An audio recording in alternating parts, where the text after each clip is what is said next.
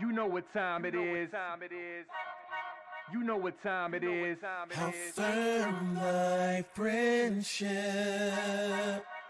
Oh, how you know what time it is. I'm brawl with them boys of the fall. You know what time it is. On the ground with a nose for the ball. You know what time it is. Blood, sweat, and them tears for this game. Leaving it all out on the field with no fear for you lames.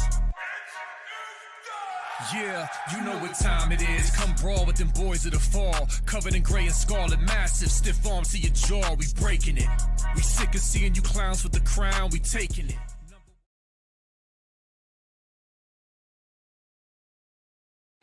What up, Buckeye Nation? Welcome to the Buckeye Boys, where we talk about college football with real fans. I'm Devin. That's Mello. We chilling tonight, man. Mello, how you doing, dude? Man, I'm chilling, cooling, just here chilling with the fam, enjoying hosting with you, and ready to talk some ball, Yeah, amen, man. Amen. Nothing too crazy. I guess, we really talked about Matt Patricia being the DC last night, so we're going to dive into that a little bit. We're going to dive into next year a little bit, man, because I keep hearing a lot of podcasts and message boards. I'm all over the place. I'm on Bucknuts, Letterman Row. I'm on all of them. And, I keep hearing people getting worried about our roster next year and saying statements like they know we're not going to be as good as next year. And so we're going to dive into that a little bit. And then, like I said, we're going to dive into the receivers that we're going to have in the room and just talk a little bit about each one, the little that we do know about some of them. Some of them we know a lot about. But so chat, tonight is a good night. If you guys got any questions or comments or anything that you want us to touch on for us, put it in the chat, and we'll answer it, man. We'll answer it for sure. But Mello, how was your day, dude? Man, it's good. I'm loving the people in the chat. The usuals: Lacey, Emily, Mika, Sean, Matt, AB Tanker, freaking Carius. All of you guys, thank you for joining us and supporting us through everything, man. Loyalty is a real hard thing to find these days, and you guys are some of the loyalists that I know out here.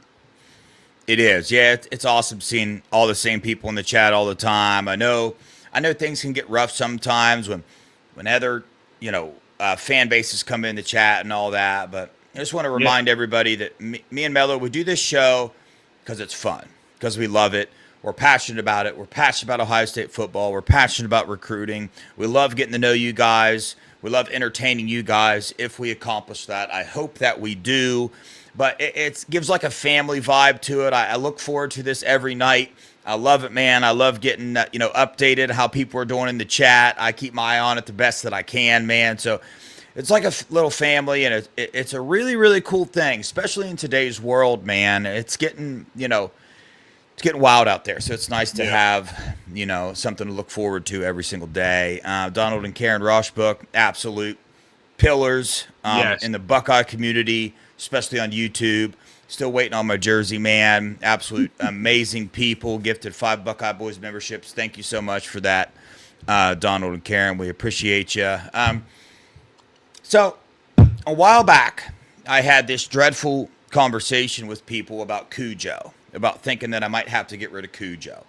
I just wanted to give people some updates, man, because what it was, and I knew this was it, but I wanted to see if he would calm down. It was mating season. It was the first mating season he's been through, so he was getting extra aggressive. But I got a couple updated pictures. There's me and Cujo yesterday, dude, just chilling. Now he's back to being all lovey-dovey, man. When I open his cage up, he comes running at me, licks my face, the whole 9 yards. So now it's safe to get him back on the show. We're actually going camping this weekend. Bought me a tent, the whole 9 yards. So we're going camping this weekend. I'm going to bring little Stooge Man with us, so he's going to have a blast playing in the water and doing whatever else that raccoons do. So that's going to be a good time. So wanted to let people know about that. Yeah, that's good, because someone asked me about Cujo not too long ago. I don't even remember who it was. And I was like, dude, I don't think he has Cujo anymore. I think he got rid of him. So actually. Yeah, he calmed down. During mating season, like my brother nobody could touch him. I could go get him out, but I had to sit with him for like 10 minutes till he calmed down, then grab him and stuff. But Yeah, he was just on edge, man. You know how it is, Yeah. man. Men around ladies, dude, they go nuts, bro. They go crazy. Literally. Which is what it is, bro. No, he fits right in with the Buckeye family. We're all nuts, you know. Yeah, it's kind of wild that us men, we're humans, we can relate to a male raccoon, right? That's a little bit crazy, but it's just kind of the truth. But anyway, here we go. Diving into what we came here for, man.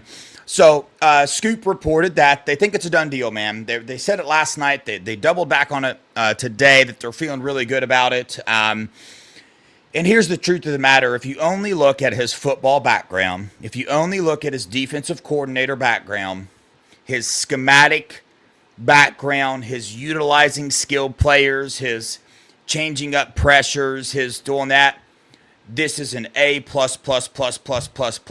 higher. I mean, what else can you ask for? I wanted to get your thoughts on that real fast. Do you think from a schematic standpoint, from a defensive coordinator standpoint, from this dude coming in and only running our defense on the field, what do you grade this higher? So yesterday I was like a little taken aback. I did a little more deep diving into him. I think it is an A+ hire. I was concerned about OG Walt and Matt G wanting to leave. Mostly OG Walt, I'm going to be honest with you. But after hearing Scoop a little bit today and Nevada saying that the coaches are all on board, they're excited to learn from him and to get a new aspect and a new vibe coming out of that DC room, I'm actually think it's an A++ hire. I think Ryan Day gets extra credit for this hire, and I think it's going to pan out on the field, and we're going to see it. I'm very interested to see how he's going to use Sonny Styles and Caleb Downs this season. That's what I want to see. I think he's going to do some freaky stuff with those two. Yeah. I mean, dude, if I had to guess, I would guess that this conversation has been had with Matt. Is it Matt Patricia? Is that how you say his name? Literally, Patricia? Yeah, that's how it's spelled. So I was wondering. Yeah. If I had to guess, man, people like OG Walt and Matt G that have been in the system for Matt G not that long, but know the system, they're going to have a lot of say in this. They're going to have a lot of say in Caleb Downs and whatnot. So, you know, I think they're staying. You know, I wonder how you say that. The AB Tanker 58, the AB Tanker 58. What's up, bro? Yeah, I think they're staying for sure, man. You know, so I think that this has all been worked out before. I mean, that's been the biggest question. How's he going to fit in with these coaches? How's he going to fit in with this culture, the whole 9 yards? Dude, this is, people, please remember, this is Ryan Day making this hire, right? Look how Ohio State recruits. They're very specific on the type of kids that they bring in. They're going to be very specific on. Ryan Day is going to work all that stuff out. Now, whether that stays worked out, I mean, is yet to be seen. But, man, I just trust in him, and I trust. And not only do I trust in Ryan Day, I trust in the rest of the coaching staff that we have, man. Right, younger group of guys on the offensive side of the ball, and realistically on the defensive side of the ball, I trust that they'll come together. They'll work this thing out. And a lot of people are nervous about, you know, Patricia. Let's just call him. It's Matt, right? Let's just call him Matt. Let's just call him Matt P and Matt G.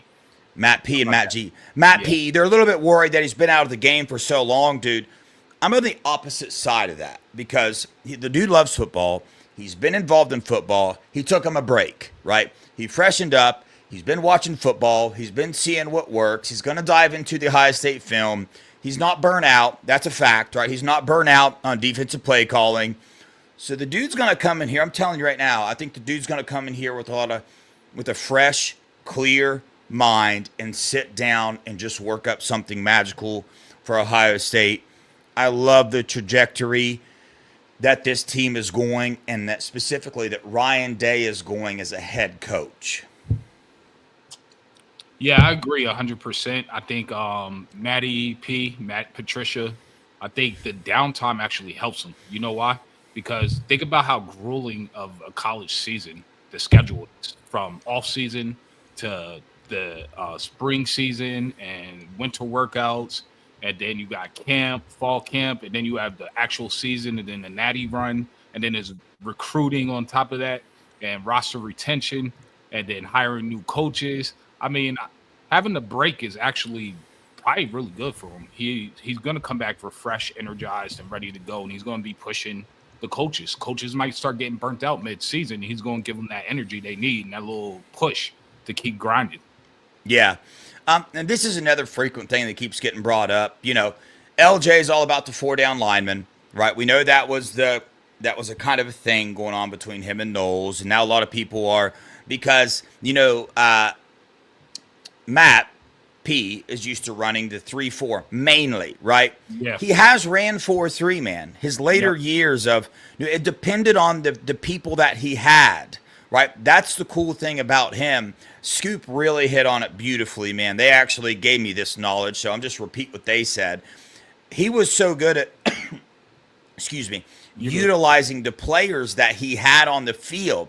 So if we have the players to play a 4-2-5 defense, and which we do, I might add. I know a lot of people are getting nervous about the defensive line, but we're going to get into that in a minute. Which we do. That's what he's going to utilize. He's going to utilize the strengths of the players on the field. That's a hands down guarantee. The conversation that Ryan Day had with him. You know, so think of the Oregon game, right? And then look at our defense after that, man. Ryan Day knows what works now. He knows what he wants. He knows what works. It's not a question. He's not going to let somebody come in and do something different than what he knows that works. So they're going to find out, because it is a different personnel. So they're going to take the time together to find out what works with these new players that we have on defense now, and they're going to do it. And the cool thing about it is we saw what Ryan Day did this year with Jim Knowles when he was – now, I don't know whose fault this was. I think Ryan Day said back off the pressure. We don't want the big plays, and then kept changing things up on him, but that's a whole different conversation. But needless to say, we saw this year Ryan Day is willing to step in and force the changes that are needed to be made, okay? And I know that people keep saying Matt P is very strong-willed, strong personality. Ryan Day's the head coach. I don't care how strong a personality is. Ryan Day's the head coach. He's going to get the last say in everything. And the decisions that Ryan Day made this year led to a national title. So that's what I'm going to go with. Matt Patricia is very versatile. He's very smart. And like Devin said, he's going to play to the personnel. Now, the good thing for us, our personnel could play a 4-3, a 4-4, a 4-2-5. We could play the same type of formation we played at the end of last season, which wasn't exactly a 4-2-5, but we had Caleb Downs playing at 8 to 10 yards of depth center field, taking away any crossing route and being able to get in the box and stuff to run. 3-down linemen, I will never see that at Ohio State, not with this coaching staff, not with this personnel. It's just not going to happen. So I wouldn't even worry about that at all. Now, I do see him going to a 4-4 or a 4-3, depending on the teams we're playing, and maybe getting some players some extra experience as well when you can afford to do that, right? So I wouldn't worry about 3-down linemen. It's never going to happen. Yeah, 100%. Tyler wants to know, he said, Dev, I got a question. Why is everyone on Twitter worried about Matt P? It seems like everybody's worried about him because of the experience he has as head coach and not as a DC. I'll tell you why. This is the overall bigger picture. I mean, just back up, take a step back and look at the overall picture of our society.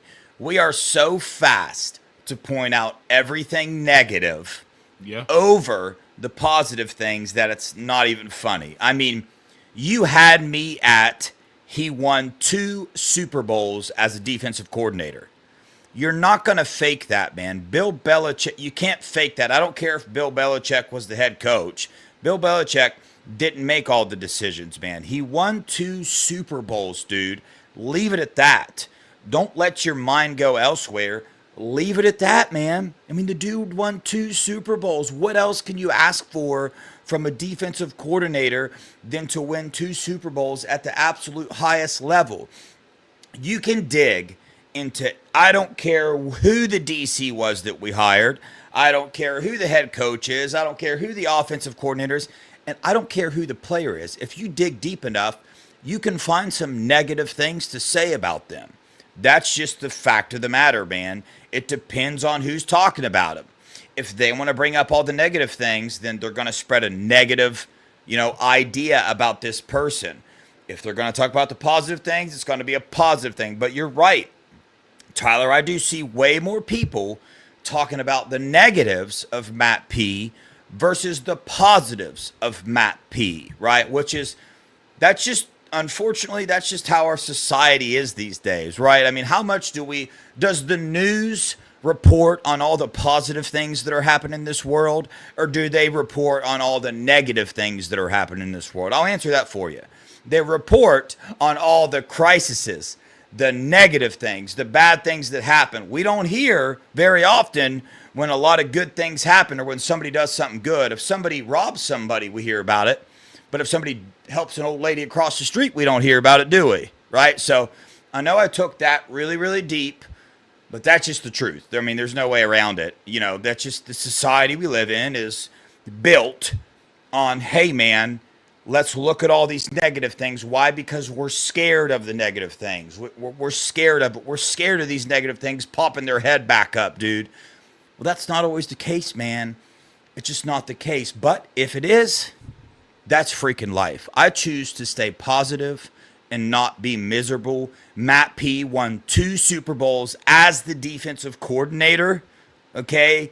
He coached under Bill Belichick. Somebody thought highly enough of him to give him a 3-year shot at being a head coach in the NFL. And even after he failed miserably at that, people still gave him jobs. The dude is elite. He's an elite defensive-minded coach. There's no argument there. It's not a discussion. There's nothing anybody can say. You can bring up his negative things, but at the end of the day, the dude won 2 Super Bowls as a defensive coordinator. 2. Not one. Not one accidental luck of the roll, luck of the ball, whatever. He won 2. So it ends there for me. Listen, people, I know he won 3. He was a coaching assistant his first year, 2004, he was a coaching assistant. That was his first year on staff at New England Patriots. So he wasn't the defensive coordinator. I'm not going to say 3. He won 2 as the defensive coordinator. Make sure you listen to what I'm saying. Yes. All right, Mello.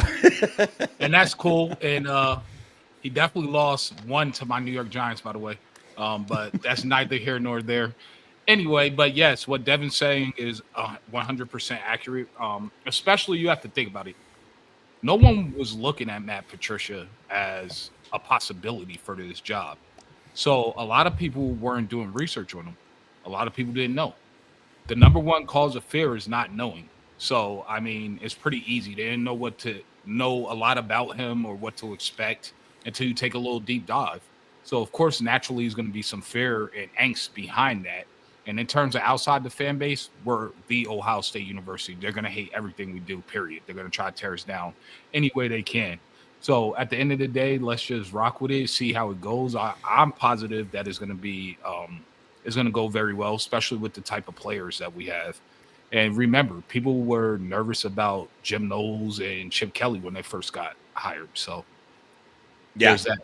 Yeah, 100%. Like I said, we're going to talk all day about it because that's what we do here. I love breaking these things down and talking about it, but we'll see, man. It comes down to, again, if Ryan Day has decided, hey, man, this is the dude I want on the team, then I trust it, and we'll see what happens. But I want to move on, man, and I want to we're going to dive into each position group. But before I do that, I'm on, like I said earlier, I'm on the message boards. I listen to a lot of podcasts and stuff, and I hear people say this. I hear people say, we're not going to be as good next year on offense or defense, okay? And it's like, I understand why you're saying that, but I feel like a lot of people are taking it to the next step, okay? They're just taking it a little bit too far for my liking, and I want to explain why. Because, first off, Mello, like we talked about before we came on here, a lot of these players that didn't start,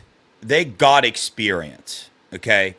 They were high recruits. They were recruited by Ohio State. You know what I'm saying? And, I mean, honestly, we don't know how these guys are going to be as starters. So if you ask yourself, why are we saying we're not going to be as good on defense or on offense, that's because we're looking at the players that we had in each position last year.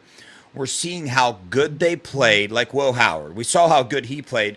We are assuming that because Julian Sayin hasn't started, and because most first-time starting quarterbacks do not do that great, that he's not going to be as good. That's what we're assuming. Now, is that a safe assumption? Yes. No, I don't think so. Not at the Ohio State, because if you look at our QB history, our first-year starters ball out. Yeah, well, I'm getting into the part where, I wanted to say, no, it's not a safe assumption because it's Julian Sayin, man. This is Ohio State. Ryan Day is there. He's surrounded by elite of talent. So when I said yes, that's a safe assumption, Mello, I totally feel the answer is no. It's not. It's not a fair assumption either because this is Ohio State, man.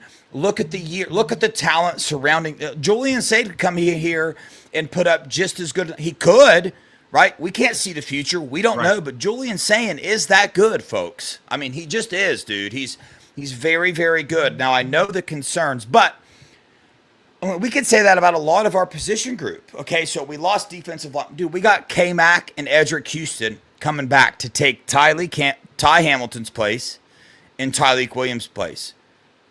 So we're thinking that K-Mac and Edric Houston are going to be a huge drop-off from those two. I don't see it. I honestly don't. Now, I understand that, hey, this is probably the best defense that college football's ever seen. So in that sense, we might not be as good. But I'm saying let's not take it too far, man. We don't know. This is Ohio State, man. We got some good coaches, okay? Hey, Dad, we got some good players. I just got one thing. So this is the problem. A lot of people, this is a real quick one. A lot of people are comparing this team to last year's team. What they're not doing, which is the logical standpoint, is looking at the schedule, looking at the other teams in other conferences, which I do all the time, and comparing it to the teams that you're going to line up against. We're not playing last year's team. We're playing other teams that are not Ohio State. So for you to just go and assume like, oh, they're not going to do this or that is mind-boggling to me. We're not playing last year's Ohio State team. We're playing Texas team that lost a lot of talent too. We're playing. Amen. We're not even playing Oregon this year. So, like, honestly, you have to look at who you're lining up against and how you're matching up because that's who you're going against, period. Yeah. I mean, so let's take Denzel Burke. We're going to replace Denzel Burke with Jermaine Matthews. Tell me how that's a downgrade. Somebody. I'm going to be honest with you. Off of Denzel Burke's last year and the potential of Jermaine Matthews and what he did his freshman year, I think Jermaine Matthews might be an upgrade. Yeah. Or at the very minimum, the exact same level. Yeah. No, but I love that take that you just said, man. Yeah. People are acting like this upcoming Ohio State team has to play last year's Ohio State team. That's actually a beautiful take, man. All the other teams, they lost starters too, man. They lost starters too, but literally if you go down through each position group, okay, and so we lost Jordan Hancock, but you got Lorenzo Styles Jr., which I'll dive into. I'm not going to say anything there, but you got players like Jermaine Matthews, Aaron Scott, Bryce West right behind him, okay? You got Sonny Styles and Arvell Reese. So we're going to say that Arvell Reese is a huge drop-off from Cody Simon. So that's what we're saying in that statement. I mean, if he's a drop-off, it's maybe slightly. But that's only in the beginning as he gets reps. Yeah, I was about to say that. Slightly at the beginning. Now, here's the biggest position that I keep hearing about, and I'm just like, I'm not quite sure we know the answer to this question yet, and that's our defensive ends. Okay, so you can't tell me that the first 6 games of the season, people were griping about JT and Jack Sawyer. Like, let's be real. Ding, ding, okay, ding. My boy is killing it right now. He's cooking. Go ahead. Let's be real. It wasn't until the playoffs that everybody was like, "Oh my God, these are the best defensive ends in the country." Now, I always thought they were solid, but I knew they had more. They showed us that more. Okay, I mean, Caden Curry had a sack in the playoffs. Kenyatta Jackson had. They might be different styles, but I'm just not feeling this whole thing where I feel like we're acting like it's going to be some huge drop-off. How do we know that Caden Curry it's not going to be on the same level as Jack Sawyer. He sat behind Jack Sawyer. He watched what Jack Sawyer did. He has the same coach as Jack Sawyer. Okay, so like, I get it. We want to protect ourselves as a fan base from expectations because because perfection kills good. You know what I mean? You don't want to look for perfection because then it's going to steal stuff that's good. If you're expecting perfection, when you see something good, you're going to think it's a downgrade. Now, it's still good. It's just not perfect. So you're going to go down, right? So I get that. Right there for a second, what you just said. Yeah. I think we all fell into that last year as we were watching this season. I think that's why October 12th hurt so much in the beginning, because we were expecting perfection from this team, from everything we were hearing, from the roster we looked at, from Urban Meyer, what he said, and Jim Tressel, and Urban going and spending a week out in Oregon with Dan Lanning and doubling back down that Ohio State is the best roster probably ever, at least in the past decade. So you put that together, and we were expecting perfection, but they needed time to gel with each other as well as the coaching staff. So yeah. I just wanted to point out that part because I don't want people to just gloss over that. Yeah. And I think as far as defensive end goes, you might be giving up a little bit of run stoppage there. They're smaller defensive ends, but they're the defensive ends that the whole country raves about. They're the size of the defensive ends. I mean, who's the Penn State defensive end? 200. What's he? 200? How? What is he? 235 pounds? Like, something like that. It was a linebacker, bro. I mean, Caden Curry and Kenyatta Jackson are the size of the defensive ends that us Ohio State fans always freak out about. We're always like, oh my God, we want those speed rushers. Yep. Well, here we go. Kenyatta Jackson and Caden Curry will not stop. He's got a motor like nobody's business. And Kenyatta Jackson is physically gifted. He's very, very fast, very, very long, the whole 9 yards. You know what I'm saying? So it's just like, absolutely, okay. Man. You know what I mean? We don't know. They never got the chance to start. We saw them in limited reps. In some of those reps, they tore it up. They did absolutely phenomenal. But when they get in the rhythm of the game, right, when they build their confidence up, shoot, man, they could turn into better than. And now listen, like I said, I understand saying, hey, we're not going to be as good as possibly the best defense we've ever seen. But to take it like any further than that, do I think we can be as good? Yes, I do. I mean, I know I've said on this show myself, I think there's going to be a drop-off. So watch your expectations. But the more I think about each position group, the more I see that there is potential to be just as good. I mean, there realistically is. Okay, so you lose Emeka Ibuka. Who does he get replaced with? Brandon Ennis and Bryson Rogers. Okay, you lose Donnie Jackson and you lose Josh Fryer. Who do they get replaced with? Phillips, and then you got Luke Montgomery. You lose Seth McLaughlin, so you're gonna have Carson Hinsman. We're gonna have back-to-back Remington Award winners. Then at the right guard, you have Tegra and Austin Serville. And then at left tackle, you got a guy that should have been a top 3 round pick. A second round draft pick, Ethan Onanawa, or whatever his name is. Yeah, I didn't know how to say his name, so I wasn't going to say that. And then you got Ian Moore backing him up, which you've heard about. You got the Armstrong brothers that are coming on really strong. Okay, so let's look at running back. Now, running back. James People is him. People, you need to understand, James People is him. Yeah, and CJ is very good as well, but, to say that we're going to have another Trey Henderson and Quinshon Judkins, that might be that position group where you're like, okay, yeah. But tight end, Max Clare got added to the room. Jelani Thurman's going to have another year of experience. Will Kazmarek another year. Yep. Bennett Christian another year. Nate Roberts is a dog coming in. Nate Roberts, these new recruits that we got coming in, right? And then quarterback, you got Julian Sayin, man, who a lot of NFL scouts are saying they think the dude's going to kill it. When you watch his 7-on-7 film and you watch all his other film, the decisions that he makes. So let me put it like this. I know 7-on-7, there's no line, right? But in 7-on-7, what NFL scouts are looking for is no balls to hit the ground, okay? You should, if there's an open receiver, you should hit him. Well, go watch Julian Sayin's 7-on-7 film. If there was an open receiver, it was it was there. There was no balls on the ground. It hit the receiver right in the chest. If it hit the ground, it's because the receiver dropped it. And not all quarterbacks can do that. We've heard Ryan Day. Let's take a look at the quarterbacks that Ryan Day has coached throughout the year. Julian Sayin lost his black stripe faster than any of those quarterbacks. Ryan Day has been absolutely enamored with Julian Sayin. I know us fans think about when he came in for the last 2 minutes of the game, cold on the bench, playing with the second string offensive line. That was throws good. one, it doesn't make two. Yeah, same here. In the moment, for sure, I'm like, damn, bro, I'm scared. This dude looks tiny out there. I just remember our text conversation. I know. I'm like, dude, this doesn't look good. But the reality is, man, number one, he's got a whole other year with Mick. Okay. Yes. He just had a year of sitting behind Will Howard, who I might add gave him a pretty good example of how to handle himself as a leader and a quarterback on this team.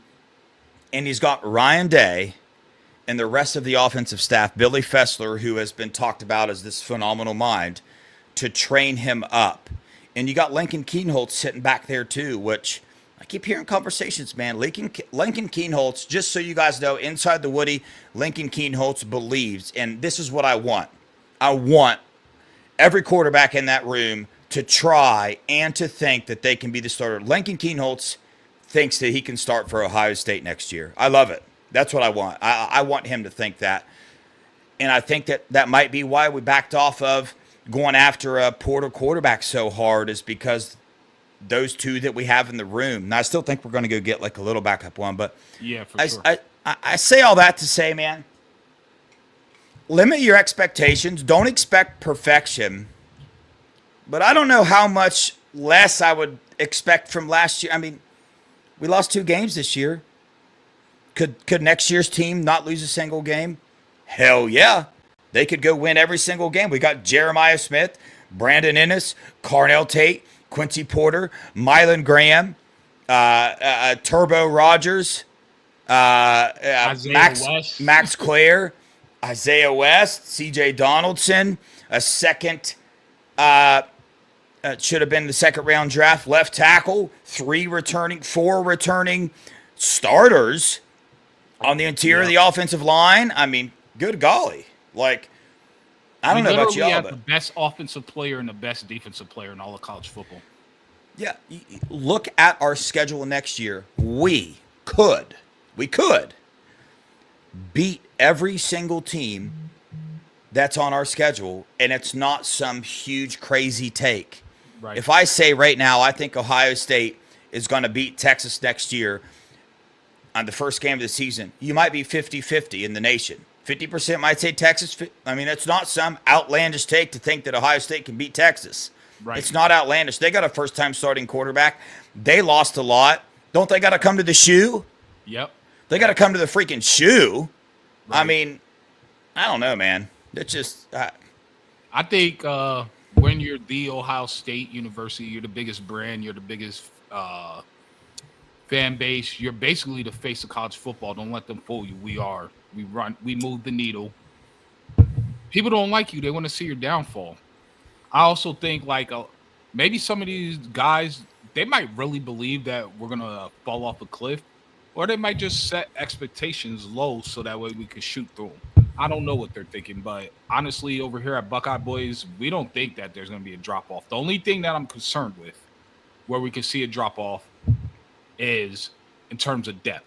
But we don't know what we have yet, and they have to get in the game, and we have to see that. And they need that rotation to keep going like they did last year, so that way those guys can get experience. Yeah. We recruit so highly that I believe if you give them playing time and we go and grind this spring season and the winter workouts, which I know Optimus Prime and Caleb Downs and Sonny Styles are going to hold people to, dude, I think we're going to be a scary team. Nobody's going to play us next year, honestly. Yeah. Shout out Tony Curse Designs. He just emailed us a picture. So we can so we can really kind of look at this Julian Sayin size thing. There's Devin Brown. There's Will Howard. So there's Julian Sayin. So that'll put you in perspective. And that was in spring training. That was before the season ever even started. So does he look... Dave Biddle said that he stood next to Julian Sayin, and Dave Biddle is exactly 6'2", and Julian Sayin is eye to eye with him. Julian Sayin actually grew an inch since he's been here, which is not unreasonable for an 18-year-old kid. He's already at 215. He's going to be at 225, man, and he can kind of move. If you go watch his games, his highlights from his freshman, when he takes off, he can actually move. So, yeah, we're going to see. TG, I know I gave everybody information on Hero Canoe and about how he kind of, once Jim Knowles left, he regretted going into the portal. That's a fact. I know he did. I do not have any information on whether he plans on entering the portal or any thoughts past that. So, I don't know. You know what I mean?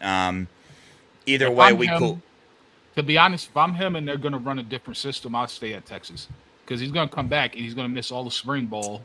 He's going to have to hit the spring portal, and then he's going to be behind a whole bunch of elite freak freshmen that we just got. Yeah, I don't see it happening. I really, really don't, man. I be honest with you, dude, just to keep it real, I'm not sure he would be let back into the I don't know. I don't know how that went. I didn't hear anything bad about the way that he left, but I just don't know, man. We got ballers back there, man. You know what I'm saying? Like, and you might go. So if you go pull up the 2025 class right now, let's say you go pull it up on On3. Let me say something real fast. On3 has turned in to the biggest joke in the recruiting industry of all time. They are such a joke. If I could tell you anything, if you are listening to this show and you want recruiting information, the last place you should go is On3. They are such a joke. It's not even funny. I'm serious, dude. Like, you go look at where they put people in the top 100, and then once those people commit to the school, it's very obvious where they see, like, you can't go from a top 10 player to out of the top 300. Right. On3 does stuff like that. On3 is such a joke, man. That's where, what's his face? Will Fong goes. Will Fong's a joke, bro. Will Fong's done.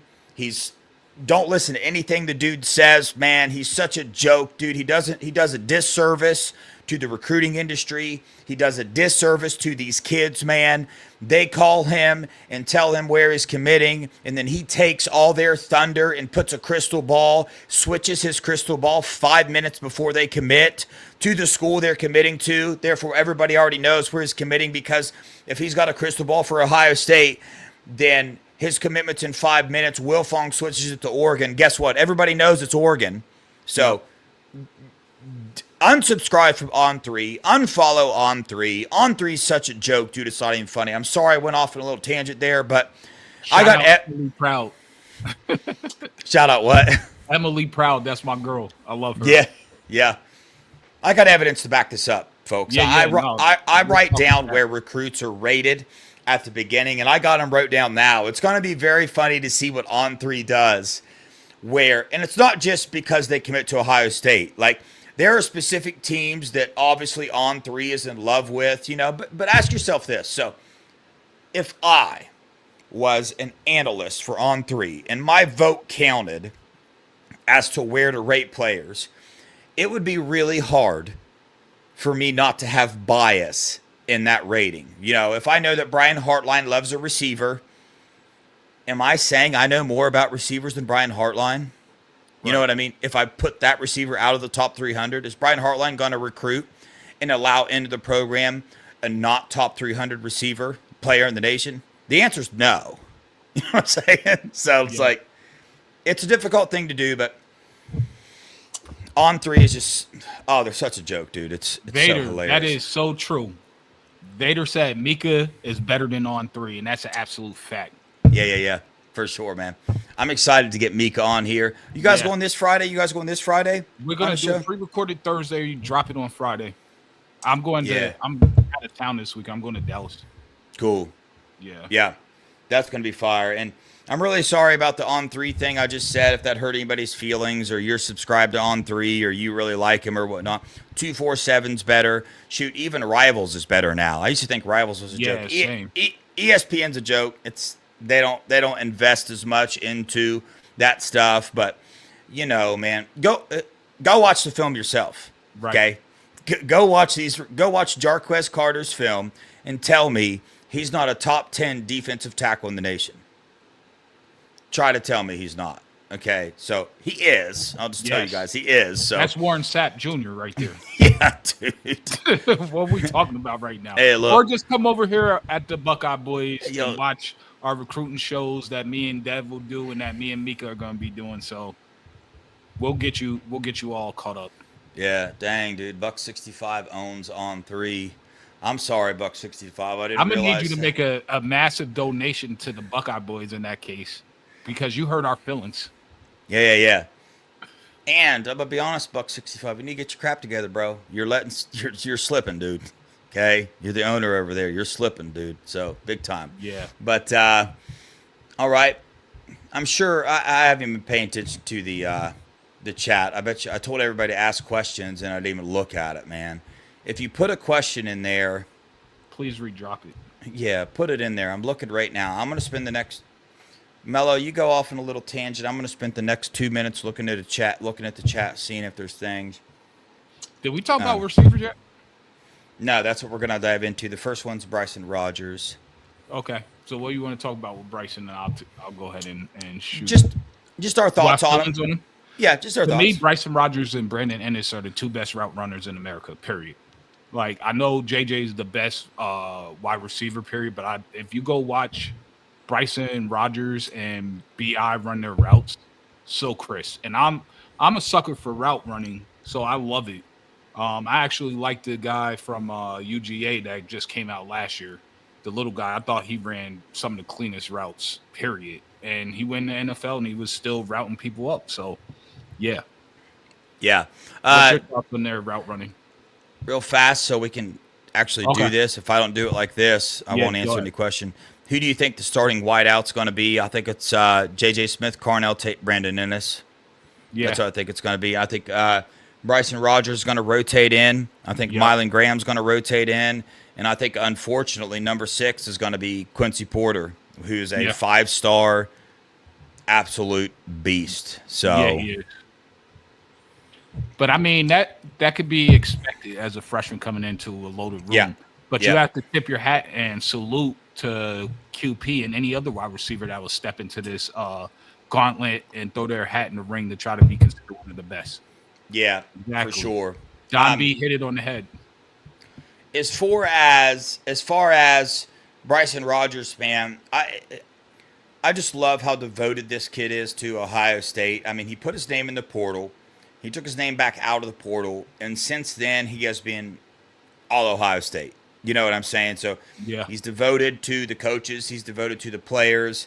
I think he's forming himself into a leader inside of that room. It's going to be amazing having him there. I wouldn't be surprised seeing him on the field quite a bit next year.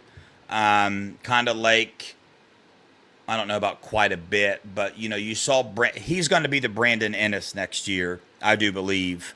You know what I mean? I think he'll get on the field before Mylan Graham. I think, you know, that's just my opinion. I think Mylan Graham's just going to have to wait his time, and we're just loaded. You know what I'm saying? So, and we could be looking at this all wrong, right? Because at least I assume Bryson Rogers is just going to play slot.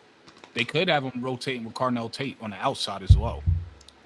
We don't know how they're going to use. We have so many wide receivers. It's disgusting. Yeah, and I love it. I know it is. Let's bundle Carnell Tate, Brandon Ennis, and J.J. Smith into one, because we know, I mean, Carnell Tate's going to be a first-round draft pick after next year. Yep. The Brandon Ennis situation is very interesting, man, because does he have another year of eligibility? Yep.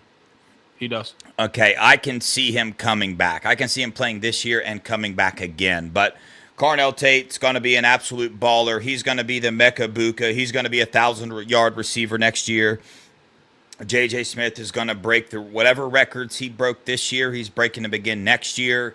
Brandon Ennis he's going to be an elite slot receiver. You know what I'm saying? So we'll see how that goes. I mean, it's interesting because realistically, Brandon Ennis replaces Emeka Buka. So you got to question, hey man, is it Carnell Tate or Brandon Ennis that's going to be the 1,000-yard receiver next year? I can see Brandon Ennis getting a lot of balls thrown his way. He's waited his time for a long time. The dude was a 5-star receiver. He could have been the number 1 receiver on dang near every team in the nation this year.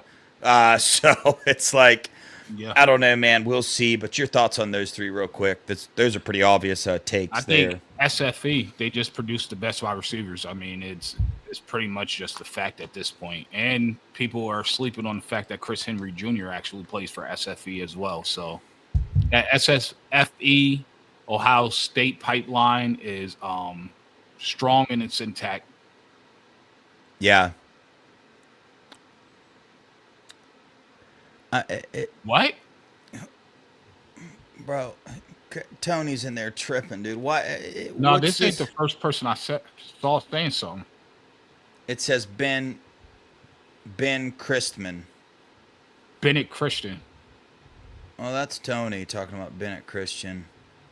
And dude, Bennett Christian didn't get eaten by a bear, did he? I don't know. Somebody looked it up and said it's true. Yo, Tony, stop be playing with us, bro. Ben That's Crispin. wild. Yeah, Ben Crispin. It's not Bennett Christian. Golly. Tony, what you doing, bro? Oh, golly. Tony. Tony, why are you doing this to us, man? You know we can't read the chat and talk at the same time. Dang. And as soon as we look up, that's what we saw. Yeah, that's sad, man. Ben Christman, a lineman past lineman for Ohio State, passed away today, man. Rest in peace, brother. So next one, Mylan Graham, an absolute burner. If he stayed this year, I believe he's staying next year because I believe he's going to be another Brandon Ennis situation, right? Where it's his 3rd year where he's going to see a lot of playing time on the field. Your thoughts? I agree 100%. Mylan Graham, I love his highlight reel, man. This is one of my favorite highlights all the time. Yeah. Especially he takes that screen pass and just he's up at his top speed within like less than 2 seconds. So I love it. I can't wait to see what he's going to do. I think he's going to get some playing time though. I don't think I think he exactly what you're saying. He's going to be in that Brandon Ennis type of situation and he's going to be set up for next year. Yeah, 100%. So, next receivers, man, Demarion Witten, Brendan Scram, and David Adolph. Brandon Scram and David Adolph, they were walk-on receivers. I believe they've been promoted to, what do you call that? Scholarship. They got on scholarship, man. You know, I expect this receiver room's deep, but I love having them in the background for the practice squad and different things like that. They're really good receivers. Demarion Witten was originally recruited for a tight end. Big old body, man. He's like 6'4", big old dude, man. Came in in the wide receiver room. We're gonna wait and see how he develops. He's more of a developmental type player. So he's young, man. He's going into his 2nd year with the Buckeyes. So he's got a lot of potential. We'll just see where he fits. He'll have a way better chance fitting in that tight end room if he puts some weight on with the way that this wide receiver room is being recruited right now. Your thoughts? I agree with you. I think if he puts the weight on, they're going to move him back to the tight end room. Yeah. Personally, because the wide receiver room is just really stacked, man. I know. It's hard to see the field right there. What do you think about Robert's prediction for Carnell next season? 73 catches for 1,205 yards, 9 touchdowns. That 1,205 yards might be a little hard. I can see everything else. You got J.J. Smith. You got it just depends, man. We'll see. But honestly, dude, Brian Hartline's the offensive coordinator, dude. So, bro, hey. Yeah, do you think Coach Day's going to tell him let it rip, or you think he's going to be like, you got to feed the running backs? I think he's going to say you got to feed the running backs. Yeah, that's what I'm saying. It's going to be hard for him to get the 1205 yards. I do too. Yo, Donald wants to know what we think about Peoples. And Donald said, I heard somebody say this. I heard somebody say that we're losing the home run ability with our running backs next year as far as, Trey Henderson, dude was gone. And yeah, maybe we're definitely losing some speed, but Did we have the opportunity to see people's speed? Did we have the opportunity to see him break loose and see if he could pull away from people? I don't recall having that opportunity. So Peoples is very fast and he seeks contact. Think of Trey mixed with a little bit of Q.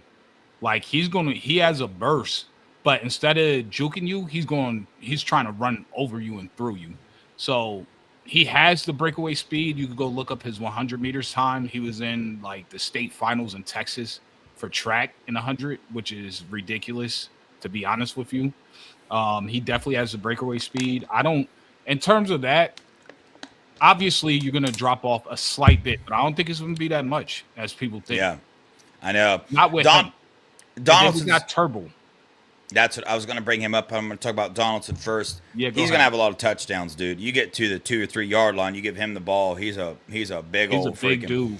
Yeah, I've compared Peoples to Dobbins. That's who. Yeah. He's like I've compared. Comparison That's who I've compared him to. I like Steely. Steely just put in the chat that Max Clare is calling for 800 yards. Steely, I'm gonna be honest with you, dude. I'm with you, bro. I think Max Clare is gonna absolutely eat and dominate this year. I really, really, really do. But we'll see, man. I love talking about that stuff. I got Jelani. I know you do. I know Jelani you do. going for 1,000. You heard it here first. I just watched Claire's film, dude, and I just think he's a dog. Yeah, he's an absolute dog. Let's see, man. All right, the new ones: Bob Penn Miller, Phillip Bell, Desi Jones, Quincy Porter, man. Obviously, Quincy Porter's an absolute freak of nature. You know what's funny, Mello? I am going to toot the Buckeye Boys horn here a little bit. So, a lot of the recruiting services had Quincy Porter as a 4-star, way out of it. And I'm telling you right now, very, very early in this, me and Mello said Quincy Porter is a top 3 receiver in the nation. Well, I got news for you. They just made Quincy Porter a 5-star. He's a top 3 receiver in all the rating services. So the dude's a beast, man. He's that big body type of thing, player. And the thing that's sneaky about Quincy Porter, that's very, very sneaky, is after the catch, man, the dude is so like slinky and sneaky with the ball after the catch, man. Hard to bring down. I'm very, very excited about him, man. Phillip Bell, Desi Jones. Phillip Bell is more of your Jackson Smith and Jigba type of receiver. If you ask me, I don't know if he's at that level. Could he be? Brian Hartline recruited him. So who the heck knows, man? But Desi Jones is an absolute elite route runner, just routing people up all day long. Bob Penn Miller has the potential to be the best wide receiver recruited in this class, even over Quincy Porter. He has the potential, but we don't know. Doesn't play wide receiver. He plays quarterback. I think he had like over 1,000 yards passing and over 1,000 yards rushing. He was the punter. He was the kicker. He was the punt returner. He was everything for his high school team. So the dude runs a 4.3. He's 6'4". Shiftier. I mean, just an absolute athletic freak. Athletic as anybody that you're going to see on a football field. Some people project that he could come in and play defensive back immediately. And that is a statement among statements. That's a big boy statement to make. I'm not making that statement. I'm telling you several other reports that I've read, not just one. I've read a couple different articles where people have said out of their mouths they believe BP Miller has the athletic ability to come in and play defensive back for Ohio State day one. And that's wild, bro. That's wild. He's a freak show. He is, dude. He's a freak show, man. Yeah. But QP, Dwayne Jarrett from USC, same player, same type of player. So if you remember Dwayne Jarrett, he was destroying everybody in college. He won a couple of natties over there with Reggie Bush and Matt Leinart. So we're in good hands with that. Who else? Phillip Bell. Go check out his A Day in the Life of Phillip Bell and watch that video. It's really good. The kid is an awesome kid. He's a great player as well. He could catch. At one point, he was the number one player in his class. Now, unfortunately, he didn't get a lot bigger from when they originally ranked him, so he slipped a little bit, but that doesn't mean he can't play wide receiver. And then Desi Jones, in my opinion, he's the best route runner in the class in the country. Like, I know everybody's hard on for your boy that went out to Oregon that spurned us. I forget his name. Yeah, his name. What the green smoke bombs? Yeah. You know, he committed looking for attention, in his wide receiver coach bounced on him. He committed on the 4th of July with green smoke bombs. I mean, come on, my dude. Yeah. Anyway, but yeah, I think he runs routes better than him personally. Go check out his film. Bogpin Miller, he already said everything that needs to be said. He's an absolute. Check out those stats, dude. Honestly, he could play any position. I believe that outside of O-line or tight end, I feel like he could play any position. And we're gonna see where he ends up. I think he could be that how they used who was it last year? Who played tight end for us last year when he got drafted by Texans? His cousins on the team as a linebacker. Starting tight end. You asked me too fast, dude. That's so wild, man. Chat. Starting tight end last year. We're gonna get so much crap for not knowing Cade Stover, dude. Cade Stover. Yes, he could be like Cade Stover. Hey, we need you here this year. Next year we need you at linebacker. Next year we need you at receiver. Next year we need you at DB. Whatever. That's Bogpin Miller. Look at Burks in the chat. Burks, get that crap out of here, bro. What do you do? He said it's going to be interesting if OSU holds on to Chris Henry Jr. There's no if here, bro. There's no if here. It's not going to be. It'll be very interesting if he were to flip. The not interesting part is if he signs with Ohio State, because go read his interviews. Go read what he says. I don't need to say anything. If Brian Hartline's here, Chris Henry Jr. is going to be on a Buckeyes. So exactly. Love you, Burks, but Burks. See, this is the thing, Burks, and I'm going to address this real quick. His dad played in the NFL. He don't need money. Yeah. His guardian played in the NFL, Pac-Man Jones. He's getting NIL money. I don't know if you know this, but the kid's probably by himself worth over $1 million by himself right now. He's not going somewhere for the money. He's going wherever B Hartline is, which is Ohio State. His sister plays on the basketball team at where? Ohio State. His little brother's probably about to get a basketball scholarship from where? Ohio State. He's coming to Ohio State, bro. Like, I know it's a pipe dream because you like the team up north and you guys didn't pay $20 million to get a wide receiver to come there. I mean, you paid $13 million for your quarterback that you don't know if he's going to be any good because he played in a garbage conference. Well, not only that, you don't know if he's going to be on your team. That too. I got to bet that he's not taking one snap under center in Ann Arbor. So, I'm feeling pretty nice about that. Pretty confident. Speaking of, the NCAA recently ruled on a few things, right? They ruled that Stallion's family, right, was not his friends or family in that situation. They were, in fact, pretty much employees of Michigan because Connor Stalions asked them to do this. So, toast, boy. Toast. See you later. Crisp. See you later.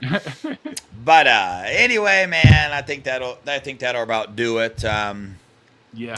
Tune in for the title that I put up for tomorrow's show. I'm waiting to see if this certain individual is going to be able to make it. Communication is kind of halted there because scheduling is very difficult with a teenager. With a teenager. Let's just be honest. Teenagers are hard to schedule anything with. Yeah, especially one of this caliber. That's a 5-star offensive tackle recruit, top 20 player in the nation. He's going to be difficult to schedule a show with, but he will be on Buckeye Boys. I don't know when. Should be tomorrow though. So tentatively is tomorrow. Yeah, he said yes, but he didn't reconfirm yet. Yeah, not quite yet, but. You know us here in Buckeye Boys. We're going to have guests on here. We're going to have other recruits, man. We're hoping to get a couple of the 2025 commits that have already been on our show. We're hoping to get them back on here to kind of get updates with them. Mike Green, thank you so much for the $4.99. Fellas, I feel Ryan Day and the program has become like Bam and Nick Saban with how coaches coming to revive their careers. Yeah, beautiful take, Mike Green, for sure, man. Bringing Matt P in. to do his thing. I mean, Chip Kelly, look what Chip Kelly did with his career. He is now currently the highest paid offensive coordinator in the history of football. Yeah. Where was he to get this done? The Ohio State University. So you want to talk about power? I heard somebody say that Scum was the only team mentioned during the Super Bowl broadcast, and they're big time. You know what big time is? Your offensive coordinator leaving and becoming the highest paid offensive coordinator in all of college football and NFL football history ever. Yep. So get some, man. You can be mentioned on the Super Bowl. We're just going to keep churning out coaches that bring in $6 million a year to be a coordinator. Anyway, facts speak for themselves. But Mello, you got anything else, dude? NFLU, that's what we're about to turn into. So keep watching. O-Line U is on the way. Remember where you heard it first, right here at Buckeyes, at the Buckeye Boys. I almost said Buckeye Scoop. Oh God. Hey, chat. Do we end the show too fast? Because I know people like to say bye to everybody and whatnot, man. And we shut down and we end the stream. I think it ends the chat, man. Would you guys like us to just go off the screen and allow you guys to say bye for 5 minutes? Or are you cool with me just ending the stream because you've been in dang chats all day and you can just say hello next time? It's not that big a deal to say goodbye. Let me know real fast. Okay, I'm not going to wait for your response. I'm going to end it today, but next time, let me know, man. He said, "Sight pump fake." Yeah, I'm trying to wait, dude. I'm trying to wait for some, because we're a little bit behind, man. You know, I think we're like 10 seconds behind at least when we talk. Yeah, everybody's all good, dude. They see each other all day long. Yeah, we're good to go. We're gonna keep doing the thing. But hey, everybody in the chat, man, hit the thumbs up button. Share us on your Twitter, your Facebook, your Instagram, the whole 9 yards. Comment below. We will comment back. We appreciate the heck out of all your support. You guys are family to us. On that note, we love you guys. Go Buckeyes. OH. I-O.